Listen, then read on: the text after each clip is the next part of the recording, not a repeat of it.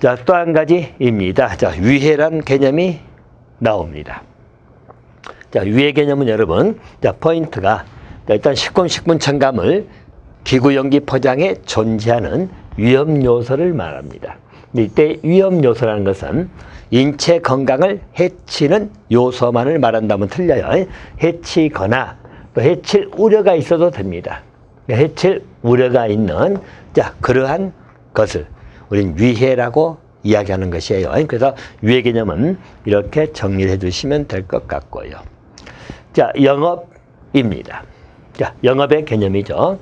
일반적으로 영업은 식품 또는 식품 첨가물을 채취, 제조, 가공, 조리, 저장, 소분, 운반, 판매 하거나 이렇게 나오죠. 자, 또 기구 용기 포장을 제조, 운반, 판매하는 업을 의미한다라고 봐두시면 됩니다. 자, 그러면 일반적으로 그 운반, 판매한 업인데 그 업에는 농업이나 수산업에 속하는 식품 채취업은 제외한다 이렇게 나와 있죠. 그래서 식품 제조업 등이다 이렇게 보통 표현한다고 말씀을 드려놨네요. 자, 일반적으로 농업이나 수산업에서 속하는 식품 채취업이다. 예를 들어서 우리 벼농사를 짓는다. 자, 또는 우리 굴을 채취한다 뭐 등이죠.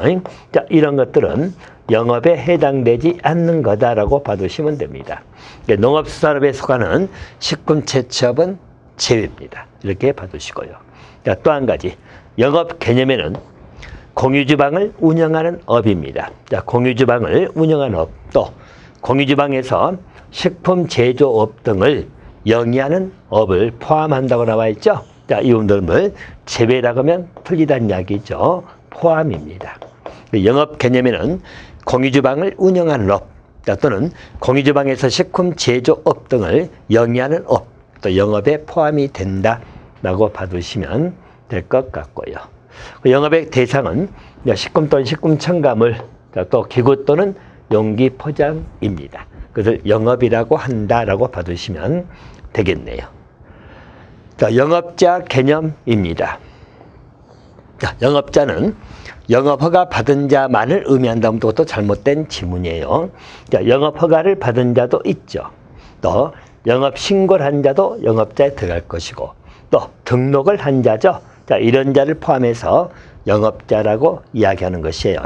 자, 우리 허가 대상 영업이든 신고 대상 영업, 또 등록 대상 영업은 뒤쪽 영업 파트에서 공부할 거예요. 자, 그래서 일반적 영업자는 허가받은 또 신고한 자, 등록한 자를 의미합니다. 이렇게 봐두시고요. 자, 또 한 가지, 자, 식품위생입니다. 자, 식품위생 이 개념도 한 번씩 문제화가 되고 있죠. 다시 말하면, 자, 식품 첨가물, 기구 용기 포장을 대상으로 하는 음식에 관한 위생입니다. 자, 음식에 관한 위생을 식품위생이라고 하는 것이죠. 자, 이걸 똑같이 써놓고요. 그런 음식에 관한 위생을 식품영양이라고 한다. 자, 그러면 이제 잘못된 지문이죠. 영양 개념이 아니고 식품위생입니다. 하나 봐두시고요. 자, 또 한 가지. 식품위생의 대상에서는 식품 첨가물이 대상이 될 것이고, 기구 용기 포장은 식품위생의 대상이 되지 아니한다. 그럼 틀려요. 자, 기구 용기 포장도 식품위생의 대상이 된다는 것. 식품의 대상은 식품 첨가물, 기구 용기 포장. 다 기억해 두시고요. 이런 개념은 식품 영양이 아니고 식품 위생에 관한 개념이다 라고 정리해 두시면 될 것 같습니다. 자, 또 한 가지, 집단급식소입니다. 자, 집단급식소 개념은 여러 번 출제했던 개념이기도 합니다. 일단 집단급식소 개념적인 요소를 4가지를 잡아두셔야 되는데, 자, 첫 번째 개념은, 자, 집단급식소는 영리 목적이 아니라는 거죠. 그러니까 영리를 목적으로 한다면 틀려요. 영리를 목적으로 하지 아니하면서. 자, 두 번째 개념 요소는 특정 다수인에게입니다. 특정 다수인에게 이렇게 나옵니다. 자, 그래서 일반적으로 영리 목적이 아니면 특정 다수인이기 때문에 보통 우리 불특정 다수다. 자, 불특정 다수가 나오면 잘못된 지문이 된다라고 봐두시고요. 또 특정 다수인이라고 하는 것은 일반적으로 1회 50명 이상에게 식사 제공을 의미하는 것이에요.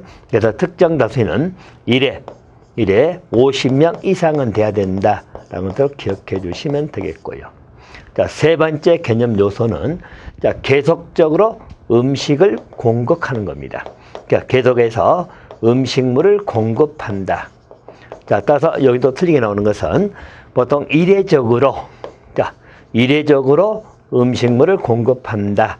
자, 이렇게 말하면 이건 잘못된 지문입니다. 보통 이벤트성으로 한 번 이루어지는 그런 음식물 공급은 집단 급식소라고 하지 아니하는 것이에요. 자, 그리고 자, 거기에 해당되는 일종의 이제 대통령 요청하는 급식 시설을 의미합니다. 자, 그러면 일반 집단 급식소 개념은 이렇게 네 가지 요소죠. 영위 목적이 아니고 특정 다수인에게 계속적으로 음식물을 공급하는 급식 시설입니다. 급식 시설이라면 보통 우리 기숙사라든가 또 학교, 유치원, 어린이집, 유치원, 어린이집도 들어갑니다. 또 나중에 들어왔던 조문들이죠. 유치원, 어린이집 들어갑니다. 또 병원이나 사회복지시설, 산업체, 또 국가, 지자체 및 공공기관, 기타 후생기관 등입니다. 자, 이런 급식시설을 우리 집단급식소라고 하는 것이에요. 자, 따라서 일반적으로 이런 쪽을 말하기 때문에 우리 일반 음식점이다. 그건 집단급식소가 아니죠. 그죠? 또 뭐 대중음식점 이런 건 전부 다 불특정 다수에게 음식물을 판매하기 때문에 집단급식소에 해당되지 않습니다. 집단급식소에 해당되는 요소는 첫째는 영위 목적이 아니다. 또 특정 다수인에게가 있대. 불특정 다수 하면 잘못됐다는 표현. 또 1회 50명 이상입니다. 그죠? 자, 식사 제공을 하는 것이고요. 또 계속적으로 음식물을 공급하기 때문에 이례적으로 공급한다. 일시적으로 공급한다면 잘못된 지문이죠. 자, 이러한 급식시설을 우린 집단급식소다. 개념을 이렇게 잡아두시면 되겠네요. 또 식품 이력 추적 관리 있죠. 또 개념을 물어보는 문제. 자, 개념을 써놓고 어디에 해당되느냐 물어보는 문제도 한번 출제가 됐기도 했고요. 자, 또 한 가지.